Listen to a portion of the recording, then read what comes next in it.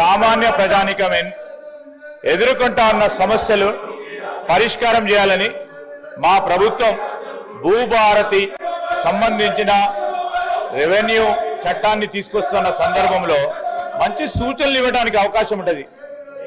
దాన్ని కూడా మేము వినియోగించము, ప్రజలకు సంబంధించిన సంక్షేమం మాకు అవసరం లేదు అనే ప్రవృత్తిలో వారు నడుస్తా ఉన్న తరుణంలో వారిని అడుగుతా ఉన్నాం అధ్యక్ష.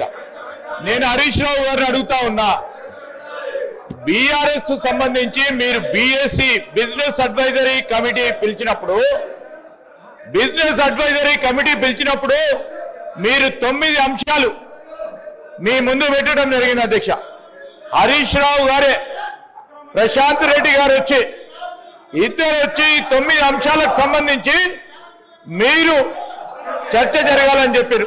ఈ విషయం మాట్లాడిన అధ్యక్ష, ఈ చర్చ గురించి వారు మాట్లాడినరా? బీఎస్సీలో తీసుకున్న నిర్ణయాలని అమలు చేసే ప్రయత్నంలో మీరు అందరినీ కూడా సమన్వయపరిచి ఈ రోజు లీడర్ ఆఫ్ ద హౌస్ బీఎస్సీకి సంబంధించింది పెట్టడం జరిగింది మీ ముందట. దయచేసి నేను ఇప్పటికి కోరుతా ఉన్నా, కొద్దిగా అయినా చిత్తశుద్ధి ఉంటే రాష్ట్ర ప్రజలకు సంబంధించి రెవెన్యూ అంశాలకు సంబంధించి వారు ధరణి పెట్టినప్పటి నుంచి ఇప్పటి వరకు ప్రజలకు సంబంధించి అనేక అంశాలు అనేక ఇష్యూస్ కూడా వచ్చిన తరుణంలో చాలా కసరత్తు చేయడం జరిగింది అధ్యక్ష. శ్రీనివాస్ రెడ్డి గారు మా అధికారులు చాలా కసరత్తు చేసి చాలా మందితోని సంప్రదింపులు చేసి ఈరోజు శాసనసభ్యుల అభిప్రాయాలను కూడా తెలుసుకునే ప్రయత్నంలో మేము బేషిజాలకు పోకుండా బీఆర్ఎస్ కు సంబంధించిన శాసనసభ్యులు చెప్పిన సూచనలు కూడా అమలు చేయాలనే ప్రయత్నంలో రెవెన్యూ మంత్రి గారు సమయం తీసుకుంటే వారు సమయం అడిగిన అధ్యక్ష. పెద్దలు అక్బరుద్దీన్ గారు కానీ హరీష్ రావు గారు సమయం అడిగిండ్రు. మాకు బిల్లు పెట్టంగానే సమయం లేదు, సమయం అడిగిండ్రు.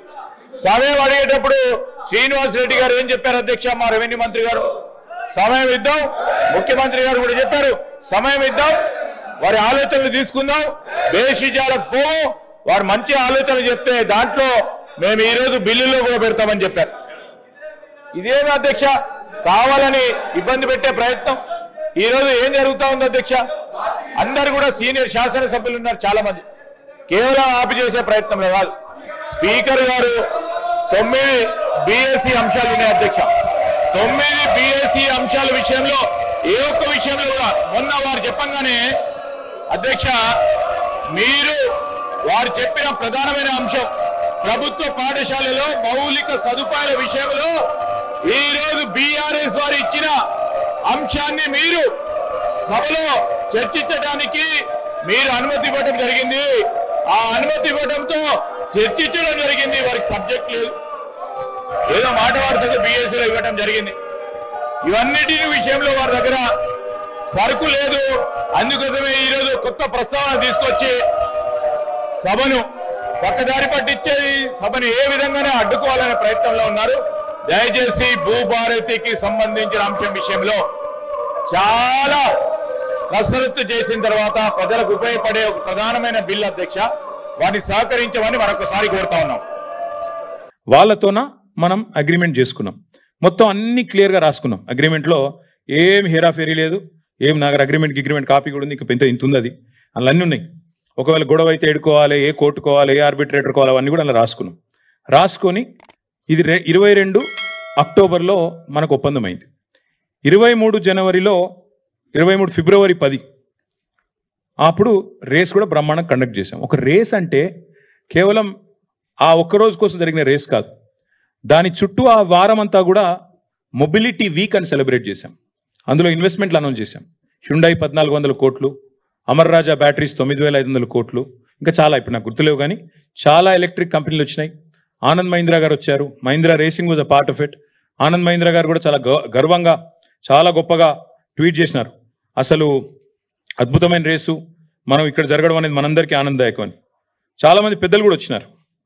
ఇది కేంద్ర మంత్రి కిషన్ రెడ్డి గారు రేస్కి వచ్చి ఆయన మాట్లాడిన మాట మన ఒక స్థానిక తెలుగు ఛానల్తో పూర్తిగా కేంద్ర ప్రభుత్వ సహకారంతో ఈ రేస్ జరుగుతోంది అని కొంత క్రెడిట్ కొట్టేసే ప్రయత్నం కూడా చేశారు. ఏ పాత్ర లేదు, మను లేదు, కానీ కొంత క్రెడిట్ కొట్టేసే ప్రయత్నం కూడా చేసిండు. అనురాగ్ ఠాకూర్ గారు ఆయన వచ్చినాడు, ఆయన కూడా వచ్చి ప్రైజులు కూడా ఇచ్చారు ఆయన.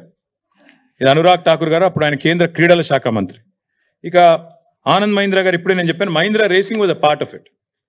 మహీంద్రా గ్రూపు ఆనంద్ మహీంద్రా గారు చైర్మన్ అండ్ CEO, వారు కూడా వచ్చారు. వారి రేసింగ్ టీం కూడా పాల్గొన్నది. వారితో పాటు ఇంకా చాలా మంది ప్రముఖ నటులు, చాలా మంది పెద్ద పెద్ద వాళ్ళు, పాపులర్ పర్సన్స్ చాలా మంది వచ్చారు. సచిన్ తెండూల్కర్ గారు, అదేవిధంగా వారితో పాటు చాలా మంది స్పోర్టింగ్ లెజెండ్స్ కూడా వారితో పాటు బాంబే నుంచి ఇతర ప్రాంతాల నుంచి వచ్చారు. అదేవిధంగా ఇక ప్రపంచవ్యాప్తంగా వీళ్ళంతా పాపులర్ డ్రైవర్స్, చాలా చాలా సూపర్ స్టార్లు. ఇప్పుడు మనకు అర్థం కాదు ఈ స్పోర్ట్, కానీ అర్థమైన వాళ్ళకి తెలుస్తుంది. ఇప్పుడు మనకి ఇక్కడ రామ్ చరణ్లు, షారుఖ్ ఖాన్లు ఎట్లనో అక్కడ వాళ్ళకు కూడా ఆ స్పోర్ట్ తెలిసిన వాళ్ళకి, ఆ క్రీడ తెలిసిన వాళ్ళకి వీళ్ళందరూ సూపర్ స్టార్లు.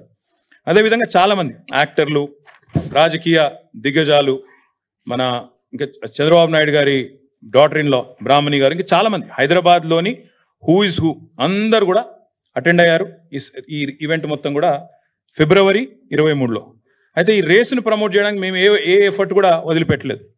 ఇది బాంబేలో గేట్వే ఆఫ్ ఇండియా కాడ ఆ రేస్ కార్ను డిస్ప్లే చేస్తూ దీనికి పబ్లిసిటీ ఇవ్వడానికి, బాంబే నుంచి కూడా విజిటర్స్ని అట్రాక్ట్ చేయడానికి అక్కడ పెడితే మహారాష్ట్ర ముఖ్యమంత్రి ఏక్నాథ్ షిండే, అప్పుడు కేంద్ర ఉపరితల రవాణా శాఖ మంత్రి నితిన్ గడ్కరీ గారు, వారందరూ కూడా వచ్చి ఈ రేస్ మా దగ్గర పెట్టాలి బాంబేలా, మీరు ఎట్లా కొట్టుకపోయినరు అని ఆ రోజు వాళ్ళతో మైక్లనే లొల్లి కూడా పెట్టుకున్నారు. నెక్స్ట్ ఇయర్ మా దగ్గర పెట్టాలని చెప్పి కూడా అడిగారు. దాని తర్వాత ఢిల్లీలో హర్దీప్ సింగ్ పూరి గారు, క్రికెటర్స్ శిఖర్ ధావన్ గారు, యజువేంద్ర చాహల్ గారు, ఇంకా చాలా మంది ఎంపీలు వచ్చారు, ఇతర రాష్ట్రాల మంత్రులు వచ్చినారు.